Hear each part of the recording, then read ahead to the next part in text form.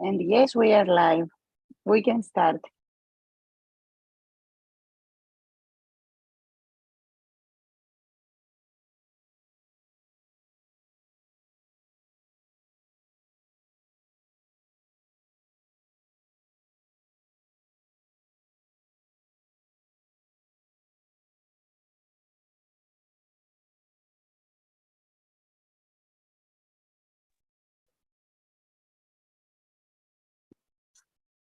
Hi, everyone. I would like to welcome you in another event of DCN Global. This event specifically is part of the inaugural event that we are organizing in Australia in mid of October, where we will be launching DCN Global section in a chapter in Asia, and it is part actually of the wider discussion that DCN Global initiates in major topics, in relations with digital technologies and their implications and the impact in our in every aspect of our life, and either social, economical, political, etc. I would like to thank both the speakers, as well as the moderator, as well as you, the participant. We hope that you will enjoy a vibrant discussion, that it is the major element of all the meetings of DCN Global and workshops. The speakers are looking forward actually to get engaged into a discussion that actually will enrich our approach regarding the topic. Just to remind you, DCN Global is a global organization. It is supported from Educational and Exchanges Office of State Department, whom we thank, and from World Learning. It is an organization that involves people from all around the world that are working or interested to work in the field of digital technologies, but most importantly in their implications in our lives. Thank you very much. And now I pass the floor to the speakers. Thank you. Great. Thank you so much. And welcome, everybody. It's great to have you here with this panel. Kate, we cannot hear you. Yes, okay. We can. Yes. Okay. Hi, everybody. My name is Kate Edwards. I'm a 30-year veteran of the game industry. I'm a geographer that does culturalization work on video games. I spent 13 years at Microsoft and have been a consultant ever since. I also used to run the International Game Developers Association as well as the Global Game Jam. And I'm very honored to be here to be the moderator for this panel and to welcome our amazing panelists. And so as we discuss this topic about the impact of games and the role that games play, I mean, I think a lot of us understand that games have become pretty much one of the largest, if not the largest, entertainment media for the world today. It has surpassed most other forms of entertainment in terms of its annual revenue, and it continues to grow despite even economic downturns. Games have become very strong as an economic force and as a creative and cultural force as well. And so they've become very transformative in terms of their impact as more and more people are influenced by games, especially younger generations who spend more time on game screens than they do on television or film screens. So what we'd like to delve into and talk about today is basically what is that potential for video games to be a tool for social good and to be basically a mechanism of change in much the same way as a lot of other creative media has been over the years.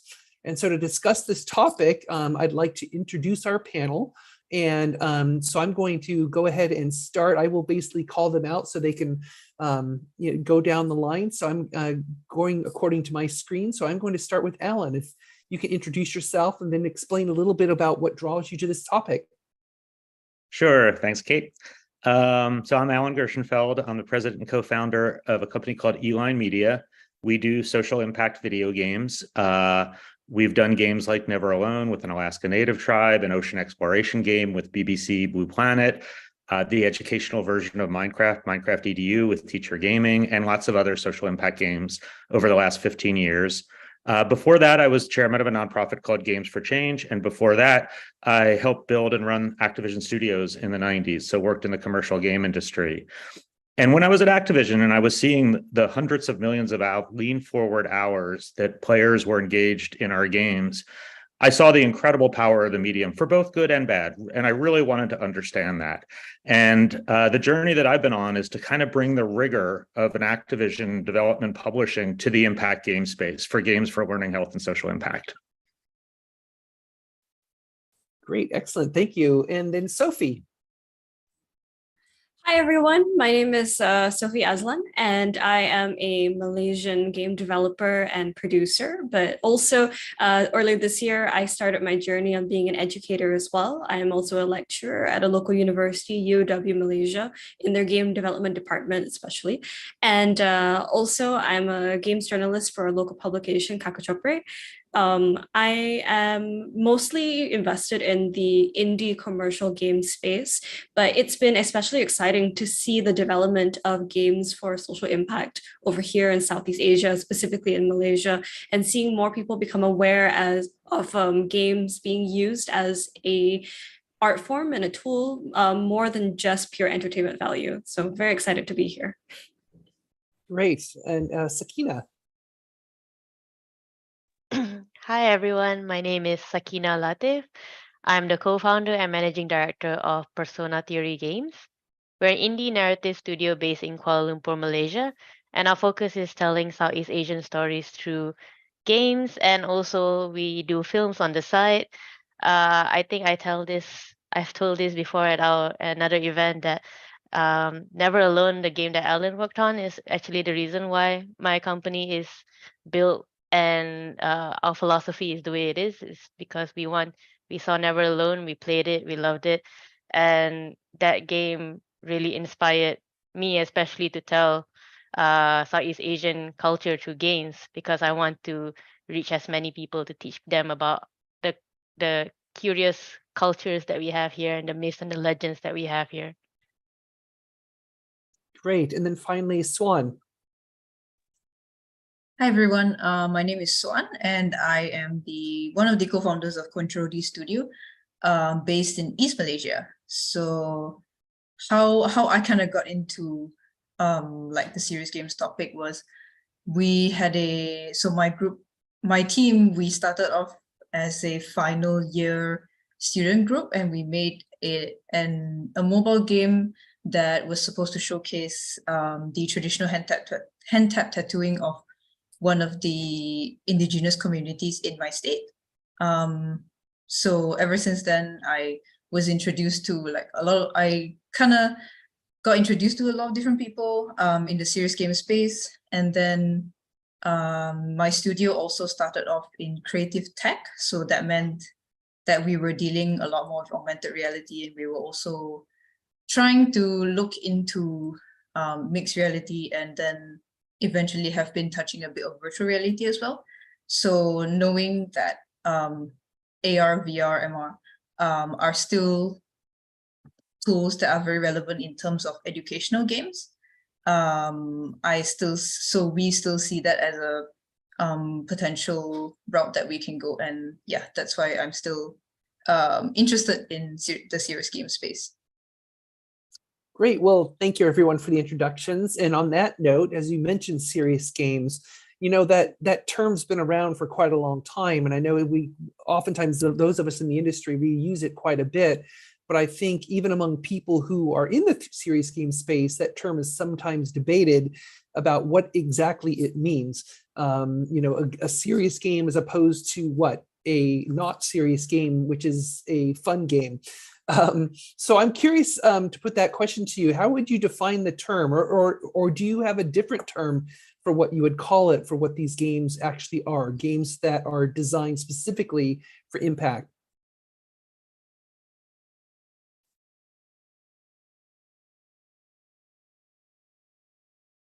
I guess what you mentioned was quite interesting, right? Serious games as compared to something that is not so serious. I think for me, like when we made the mobile game, so I think just a bit more context. The mobile game we made is called Ano, Journeys Through Tattoos, and it follows the journey of a young Kayan girl who goes through like a her coming of age journey that is tied in with the spirituality of traditional hand-tap tattooing.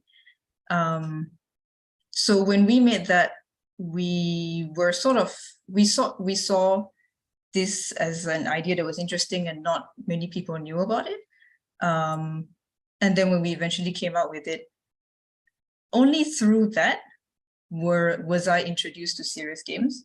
So to me, like the umbrella of serious games is, in general, games that want to tell something more useful to the users or to whoever is playing it. And serious games doesn't mean that it's all serious. I think a lot of serious games pack a lot of great mechanics. They pack a lot of fun, while at the same time, delivering what they intend to deliver, especially in terms of educational games. So yeah, I think that's what that will be from me. Excellent. Does anyone else have any thoughts? I'm not a huge fan of the phrase serious games. I mean, I feel like it starts us on the back foot. I've seen lots, as you say, lots of different phrases come around. I mean, to me, what defines a game for impact, a game for change, is that the stakeholders have a set of impact objectives in addition to possibly commercial. Sometimes there's a commercial objective, sometimes it's purely philanthropic. But the stakeholders agree on a set of impacts that they want the game to accomplish. It might be learning, it might be health, it might be a broad range of social impact objectives. And that's what separates it. So from the ground up, it's part of the design and how the game is judged.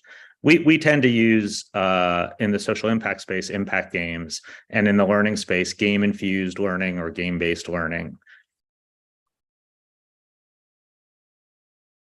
Great. Yeah, that's excellent terms. I know some people, along those lines also sometimes call it casual learning games. Anybody else have any thoughts? I think I echo Alan's thoughts, really, where if we refer to them only as serious games, it does have that it does project that image that we're not making games for fun. And of course, fun is subjective ultimately, but it's to like a more mainstream audience that really doesn't know very much about the space. They would assume that like, oh, this is going to be a game that's going to preach to me, and instantly write it off. So I think the bottom line on what constitutes as a serious game or a game for impact is really just intent and execution, right? Because it's what is the intention upon like the design of the game? Again, like what Alan had said, what are those impact markers that you're trying to hit? Or rather, like, what are you trying to say with it? And then also, it's a game. So what about it means that whatever you were trying to say, it had to be told through the medium of a game. Like, could it have functioned better as a cartoon or a film or a comic, some other form of, media? Or like, is there a way that the user or the player can interact with it in a specific way to properly understand or the message that you're trying to convey? So I think those are just like the two major aspects to really hold on to when you're making a serious game and really like what it kind of is. Mm-hmm. Well, yeah, that's very much in line with kind of, I think what you're all implying is definitely the sense of intentionality.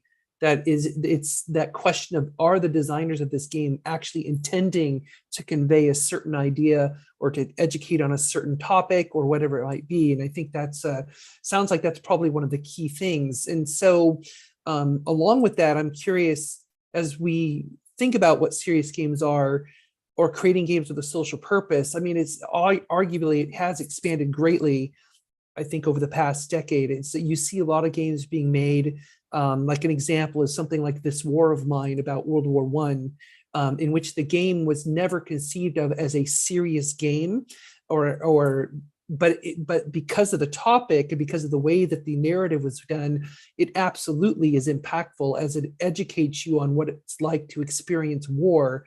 And so in a way, it was almost, there was some intention there, but there's also the idea that they just wanted to tell a good story. And so I'm curious then how you see like games with a social purpose have evolved over the last several years, and like how you see that also affecting mainstream games that are oftentimes considered just for entertainment, not necessarily serious. So I'm curious if you have any thoughts about that, about how games have been changing in that way. I think for me, it's like the more funding and opportunities that goes to different developers from all around the world, the more varied the games will be, especially a game that is like This War of Mine came out from Poland and is by Polish devs, and the way it's told is so great that it even became like, I think, a syllabus in Polish schools now, for example. And then recently, I think there was like a game called Venba about Indian migrant families based in Canada, about reconnecting with food. I think more and more, if more people give opportunities either to hire more diverse developers into their teams, or funding game IPs that are about all these different backgrounds and not necessarily has to do with serious games or serious topics, but it's just sharing of like a memory.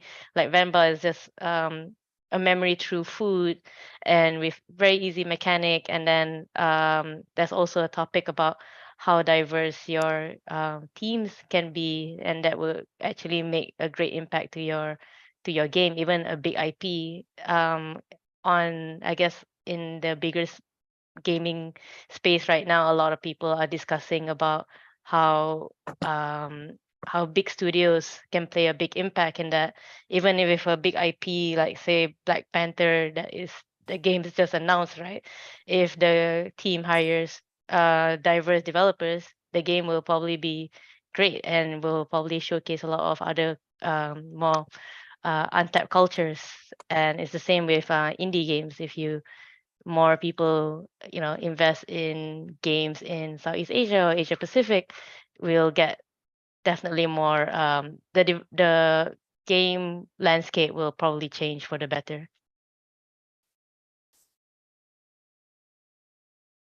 To build on what Sakina mentioned, I mean, the power of engines like Unity and Unreal and the nature of digital distribution to a great extent has helped democratize the ability to make and release games. When I was at Activision, you had to distribute games through stores like Walmart, and there was a very high barrier of entry. The benefit is we're seeing game makers all over the world bring different perspectives, and they're able to bring the games to market. The challenge now is there's millions of games out there, and it's really hard to rise above the noise. And I think when you talk about games, serious games or impact games, you have to look not only at the design, the organic alignment of the game mechanics and the impact, but also the publishing. How do you, in the commercial sector, you're competing for discretionary time or dollars of somebody somewhere, and there's a lot of other opportunities out there. And so how do you rise above the noise? And I could talk about that in terms of how we do that. If you're replacing time or money in the classroom, that's a different methodology. There's something already there, and you're coming before or after something, and there's a real rigor. There's now a very robust games for health sector, where in America, at least, the FDA, the governing policy, is actually on the brink of approving game-based medicine that gets reimbursed by insurance. That's a whole different publishing channel. It's a whole different design methodology. So in the last 20 years, I've seen the sectors blossom across commercial games, games for learning, games for health. And there's great opportunities there, but now there's also real challenges because there's a lot more competition.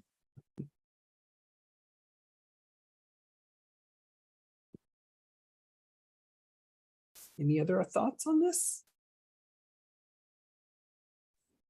I think generally the internet has paved the way in so many ways for more games about memories or social impact to be to just be out there, because now I can just go onto social media and I can look up people that I would have never imagined from places that I would have never been connected to, working on something that I didn't realize that I had an interest in. It's really interesting to see that there are people who are making games reliant on their own personal experiences as a means to sort of share a bit more information about where they came from. And that's something that's accessible to me. And then I'm interested in it, and I'm interested in the story behind it. And then slowly I'm realizing, oh, I'm getting more invested in this culture or these kinds of events and things like that. So I think that we have a lot, we have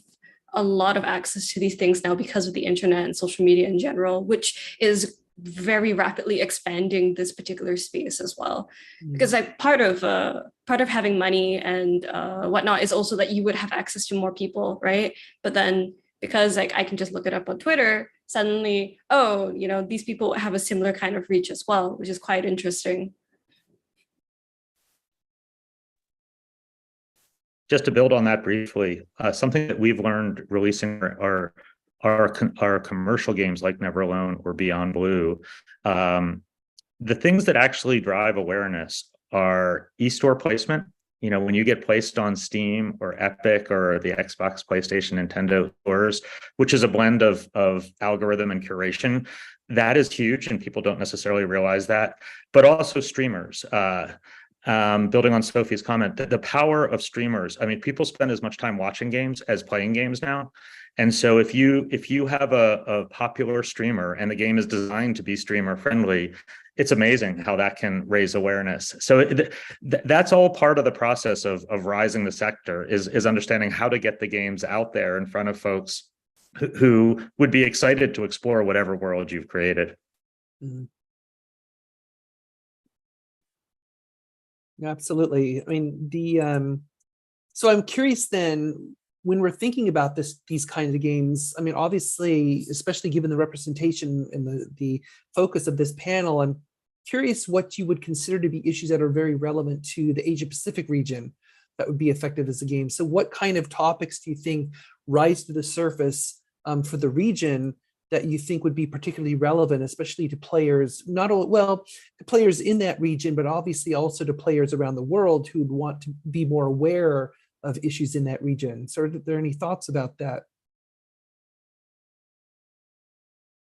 I guess I can start. I guess probably one of the bigger buzzwords that have been going around are SDGs. Suddenly every country is talking about SDGs, but we should have been talking about them for a long time ago. But I think understandably so, because I guess Asia Pacific is huge and everyone has their own issues that they're dealing with. But what I have noticed was, I think a lot of people don't understand or don't really see how small countries like, let's say, Malaysia or other Southeast Asian countries deal with SDGs versus first world countries. So one of the things that I did notice like a few years ago was someone talking about how recycling was such a big thing in Europe, in America, and everyone saying you must recycle, you must reuse, and everything. And then they would pivot to say, oh, but Southeast Asian countries are so dirty. And they say that Southeast Asians don't recycle, and I was in Southeast Asia and it was so dirty, and like they don't do the same practices that we do. So why are we expected to do these practices? But yet what they were not conscious of is that a lot of these dumpsters from certain first world countries actually get transported to Southeast Asian countries and are dumped here. So that was, it's like, it's there are so many different things that we as an Asia Pacific region or a Southeast Asia region need to handle. And I do think that now that everyone is throwing out the SDGs policies and values, I think Asia Pacific and Southeast Asia in general do need our own time and space to look at it. And if we're trying to bring it into things like movies, like games, we also need a way to bring that in in our style in a way. Yeah.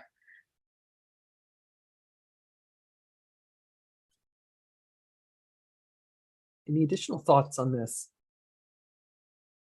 Yeah, we just came off another game mentorship, and some of the topics that, just from my observation from what people like to focus on, is definitely number one is uh environment. So like what Suan mentioned about the dumpsters, and as well as the problem with our coral reefs and sustaining the ocean. So I think more and more, especially, and I'm seeing this as somebody from my generation versus my sister's generation, who's much younger. She's considered Gen Z. Her generation seems to think about, or at least are more cautious about what they do to the world instead of my generation versus my generation. That's what I'm kind of feeling. And when we go into these mentorship programs, these are my sister's generation. I see more and more of them are in sectors that are about marine conservation, about as companies that trying to think of sustainability, and then they are also trying to look at games as an option to teach the younger generation about all these issues that we have in our region. And what I find the most interesting is that the kids this generation, like my sister's generation, definitely cares a lot about what they are doing to the world, and they want to see the impact, and they want to actually be part of the impact. So they actively go out and look for opportunities like mentorship programs or the game jams that is about social impact. And it's quite refreshing to see. And also, like what Suwan said, that we are quite a young region with like a lot of our issues and politics, but also at the same time, games as a whole is still new to the region, and what more serious games. And I think with each year, the opportunities that more and more people are seeing now is that, okay, serious games or social impact games actually is a thing. Like, it's something that is for good, and it can actually reach different generations, and actually makes you think about what you do to the world. And but then it comes with where do we go from there, after this.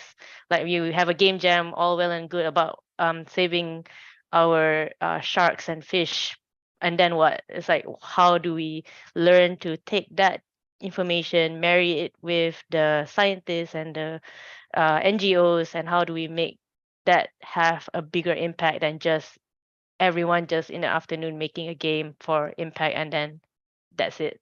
So it's a lot of learning on our end, especially learning from what other regions have done, especially with the bigger like Games for Change in New York. All these other people talking about what they've done in their region is very inspiring. Then we take that kind of information, we tell our communities that this is what they're doing. Maybe we can explore something like that.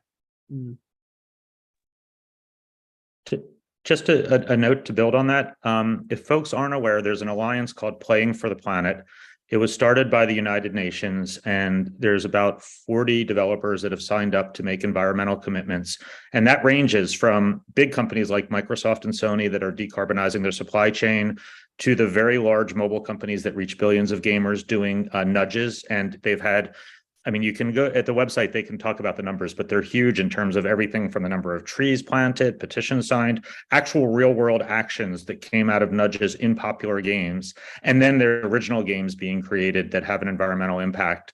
There'll be a bunch of panels at Games for Change next week that'll be available online from the Playing for the Planet Coalition, and there's a whole day at the UN.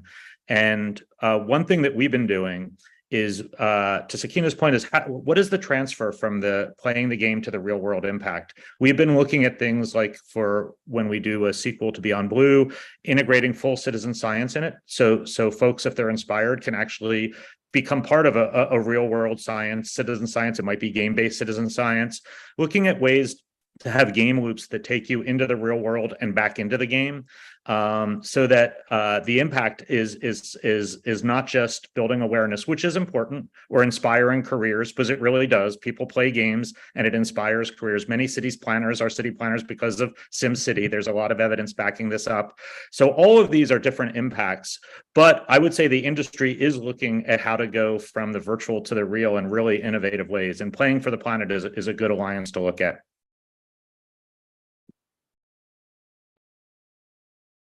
No, that's a great point. And also the point you raised, Sakina, about the age difference too, I think is really critical to recognize too, because I mean, I think all of us can relate to that. I mean, I know I've had arguments with my parents about, no, don't put that there, put it in the recycle bin. And it's like, yeah, whatever, you know, kind of thing. And I've noticed that as well, though, because with a lot of the younger people I interact with in the game industry and beyond, as a mentor and so on, it's like that level of social consciousness is so high right now. It's just like, I mean, I even meet people who get offered a job, their very first job right out of college, and they turn it down because the company doesn't meet certain standards, like for how they handle their climate policy or, you know, things, or their corporate social responsibility, and they walk away from a job offer because of it. I mean, that's pretty brave. You don't usually see that in past generations, that people would just walk away.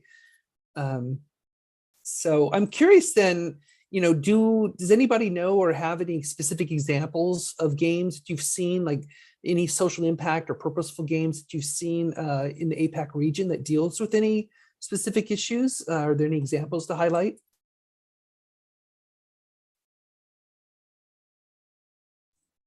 I mean, I think honestly, the works that Swan and Sakina have both worked on are fantastic examples of this, because we do know each other outside of the panel. And the event where Swan and her co-founder actually started their social impact games journey, where they did Journey Through Tattoos, it was something that I also played as a student.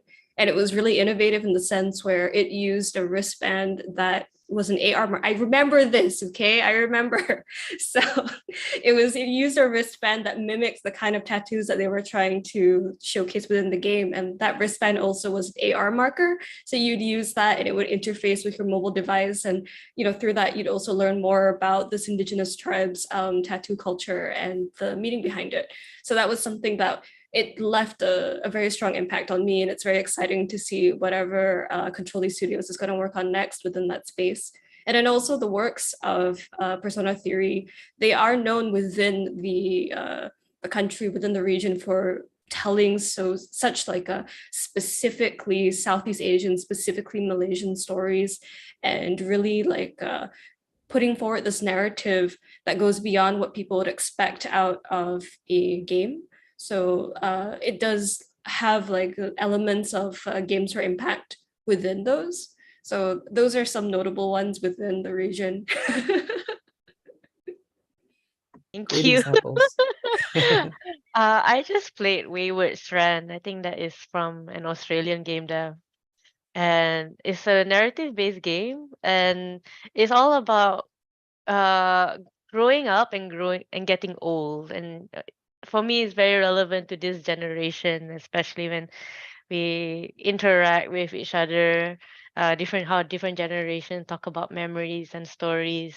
And I don't know, I just feel like that it tries not to be so big, but it's such a simple story about just having a conversation, just being human and just talking to people. And that for me is like I actually really like that game. I've shared Sakina's Cabaret game with the Never Alone 1 team and the sequel team, and they were so touched. And a big part of the goal of the Alaska Native Tribe was to share their culture with the world, but also to get folks to reflect on their own culture. And even better, when folks like Sakina and her team can make games about their culture. It was really inspiring. I can tell you, Sakina, they were so inspired, and they're passing the game around. So it's really wonderful. It's a wonderful game. Cabaret, people should play it. Thank you.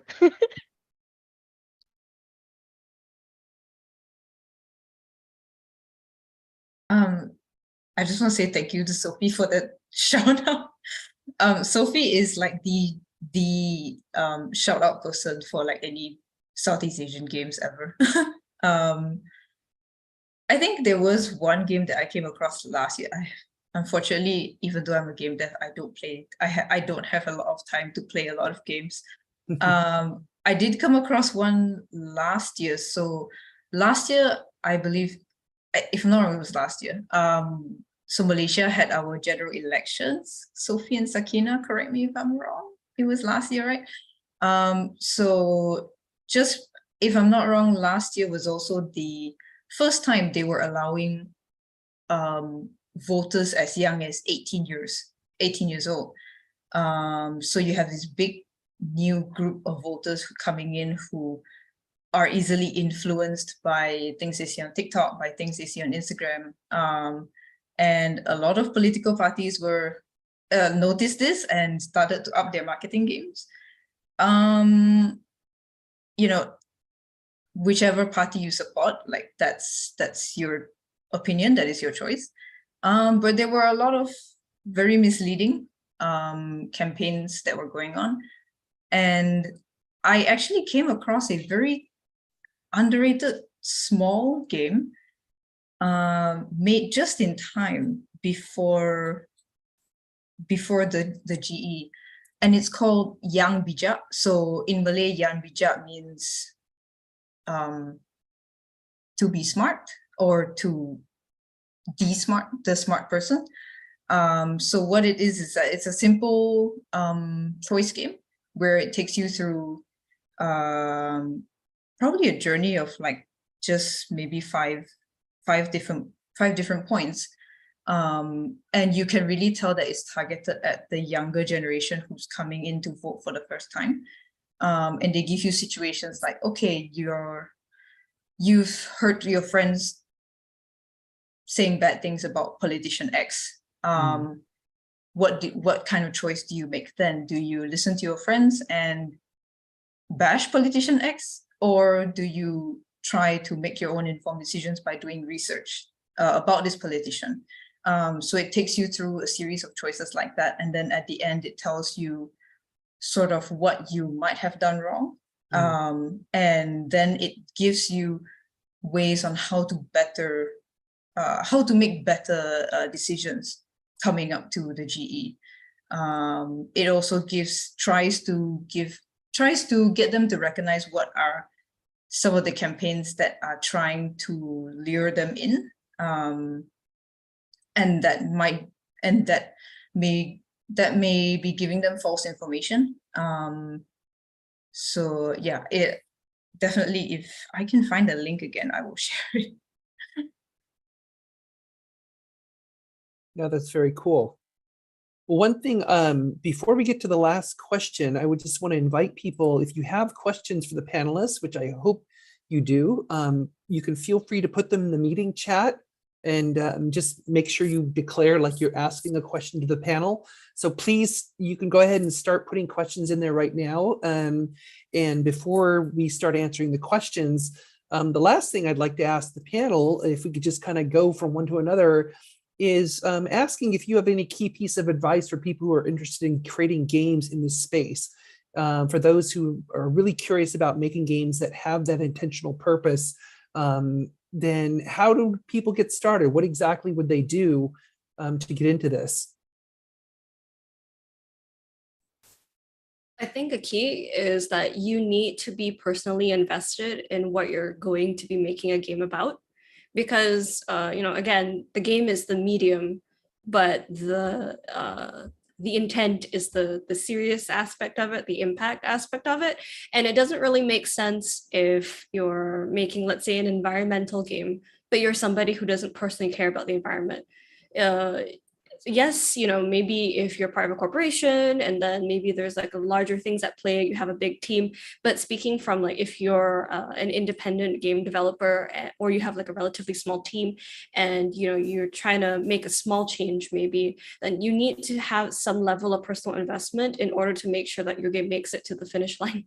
Because that's a major thing. A lot of people have these great, fantastic ideas that remain simply as ideas and not necessarily as a finished project. So, doing a lot of research, really figuring out your topic and how you want to approach it. I think that's a good place to start when you're embarking on your game development journey.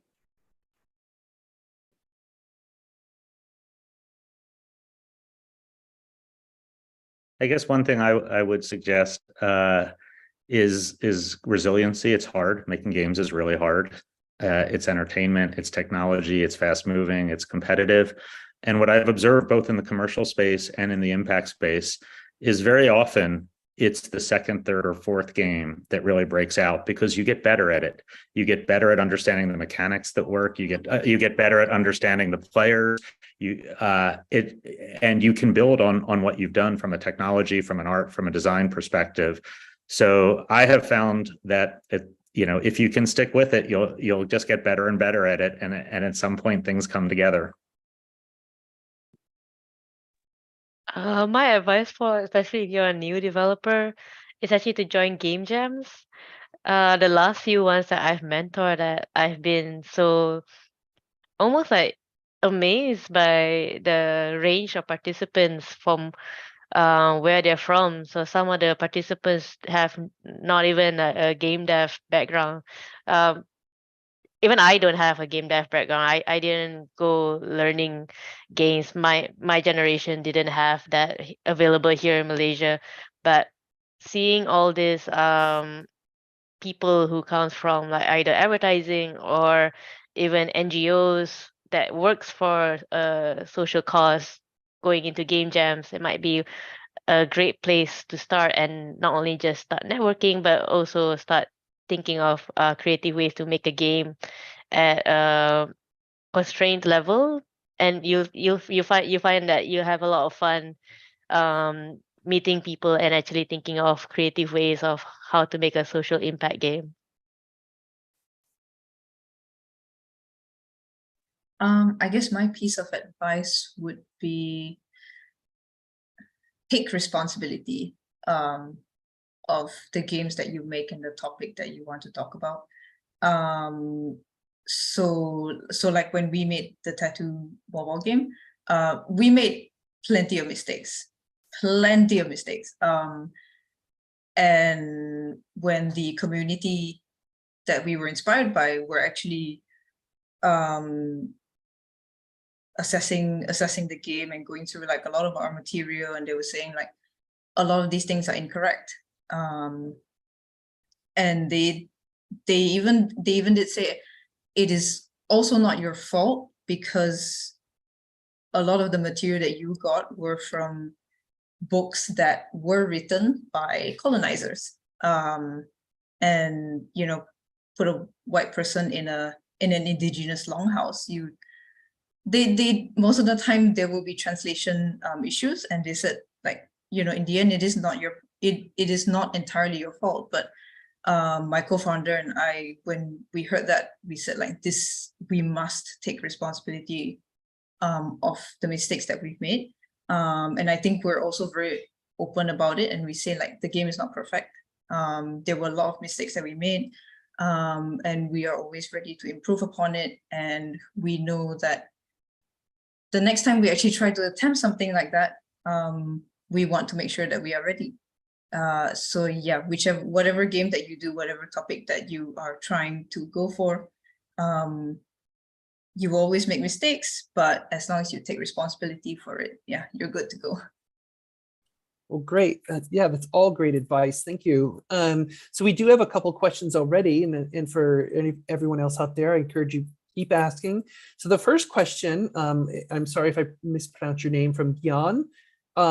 So they wrote that the Global Engagement Center has been pushing out development on gamification on the topic of disinformation.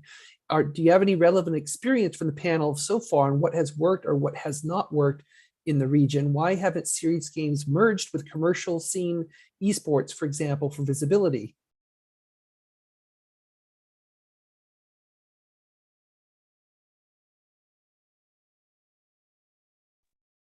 But I can mention that the U.S. State Department definitely has an initiative around combating disinformation in games is one of the things they're exploring. They have a game, I believe, if you Google it, it's available publicly, called Harmony Square, and it's a fictional game.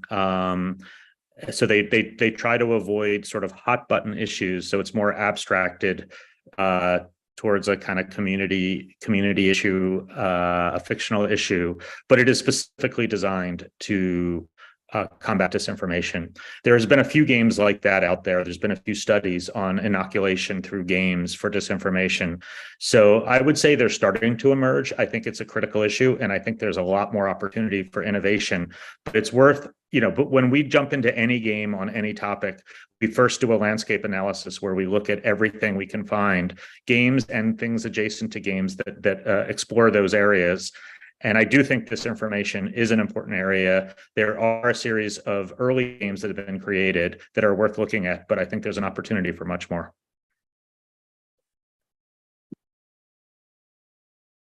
Great. Well, another question we have is, what is your point of view about health awareness games focusing on children?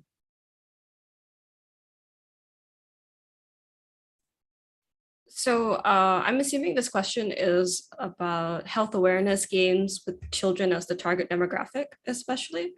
I think they're great because kids today, they have significantly more screen time than any of us did growing up, and they kind of absorb information like a sponge. I have a 6-year-old younger brother, and some of the stuff that he tells me that he's gathered from whatever YouTube Kids videos that he's permitted to watch on his screen time, it's kind of amazing. So I think that having more health awareness games focusing on children is definitely a net positive, provided that they are accurate and age appropriate as well.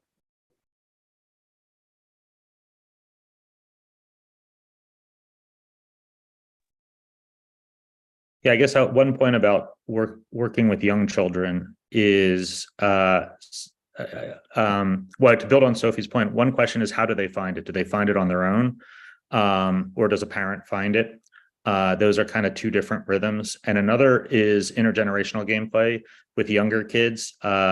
Is it designed for a parent to play with a child or somebody else to play with a child? Because often the impact of a game is in the conversations around the game as much as the game itself.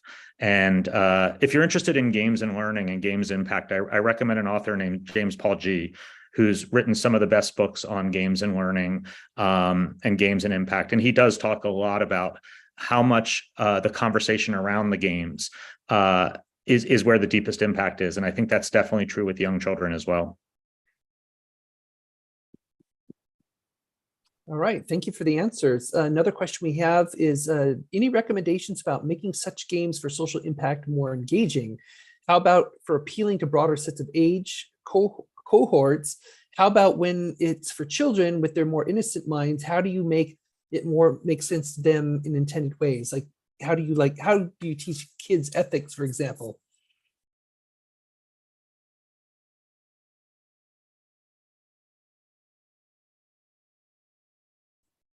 I think it comes down to the game's design, especially if you're trying to appeal to a broader set of ages. Sometimes the most successful games I've seen in terms of showcasing ethics or certain actions or behaviors that we want them to mimic positively, these tend to be games that don't focus too much on dialogue, as opposed to the character moves and physically acts in specific ways. This makes it easier for them to understand sometimes, and also they tend to focus a bit more. Through experience with family members, I've just seen that if the games are very dialogue heavy, young kids is one thing, but then also when they get a little bit older, when there's a lot of dialogue, they kind of perceive the game to be preachy, and then they immediately shut off on whatever the game is trying to teach them, whatever the game is trying to showcase towards them. So if it's a game where it's more about like they can see visually that the character is doing something and interacting in specific ways, then they tend to be more receptive towards it. So I think that's one way to go about it when working with social impact games.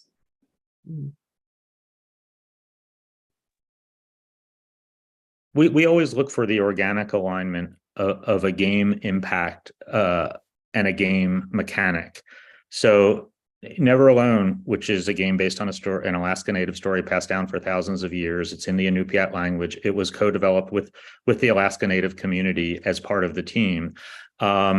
The North Star was interdependence. It's a community that has survived in one of the harshest places on the planet through interdependence among the community, interdependence with nature, and interdependence with the spirit world. And so to reinforce interdependence, rather than just sort of have that as part of the narrative, we made it a two-player cooperative game.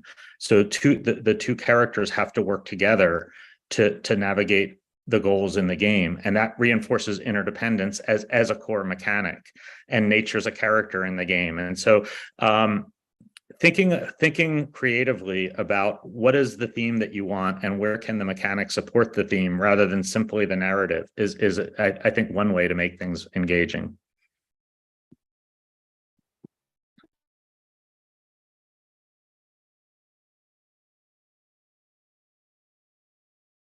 Yeah, it's interesting too how on some of the games, like I most of my work is all on like larger, mainstream entertainment games. And even in a lot of those games, especially in recent years, more of the games are incorporating moral choices that the players have to make. And while a lot of those games that I work on tend to be geared more towards adults and teens, but there are games that I've worked on where they are also, children are definitely part of the demographic that plays the game regularly. And I just find it interesting how a lot of the designers are willing to take that extra step to actually put an ethical question in the game that makes total sense within the game's environment and within the narrative. So it's again, the more that casual learning, like, should I do this or not? Here's what I can get, for my character if I do this, but then am I doing the ethically or morally right thing to do? And I think it's really interesting how I've seen that evolve a lot in the mainstream games work that I do, to see kind of that engagement with that, which is why I've seen a lot more games become definitely leaning into what would be a series. Like 20 years ago, they'd say, oh, that's a serious game that does that. But today it seems like, no, that's generally what a lot of games are doing, whether they are intentional about it or not. And I find that fascinating, where it's becoming definitely more of a spectrum between games that are purely intentional for a very specific purpose, for social change, political action, etc., versus games that are intended to be fun, but they actually, interweave a lot of that intentionality about kind of guiding people's thoughts. And with that, we don't have any more questions at the moment, but we're also almost to the end of our time. So unless the panelists have any final thoughts they'd wish to share on this topic, feel free to do so before we close the panel.